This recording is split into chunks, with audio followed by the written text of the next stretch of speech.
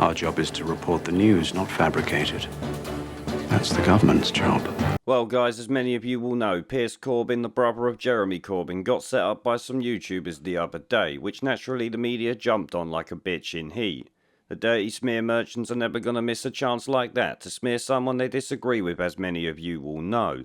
They will use this to discredit the anti-lockdown and anti-mandatory medical treatment movements they often call anti-vaxxers, when most are just against government lunacy and medical discrimination. This is an age-old tactic employed by the media to easily discredit their opponents. To be honest though, I don't think it's actually cutting through with the people they're aiming it at, which of course is the supporters of Piers Corbyn but also the general public. Yes, supporters of Piers Corbyn will be pissed off with this, but their views are going to remain the same at the end of the day. And in all honesty, what really matters is the cause that they're fighting for, not people who speak in public about it.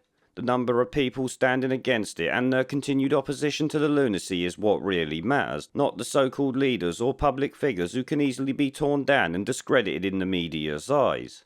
At the end of the day, the people standing up for what matters together is something the media and politicians cannot break. But from what I can tell, none of this smear job or embarrassment for Piers Corbyn seems to have actually cut through with most people, outside of Twitter and the internet in general, that worries about these sort of things. So, as many of you would have expected, no one really cares about this. Yes, people followed him before and some still will after, but obviously this has little to no bearing on the countless people who are against this lunacy. They are still against it, with more and more joining every day. Hopefully the protests start becoming weekly or daily soon, because at the moment France is putting us to shame. Monthly, as I said, is just not enough. Also, they shouldn't just be pitched up in one place, but should march around doing an actual protest march, move into different parts of London instead of just focusing on Trafalgar Square or places like that.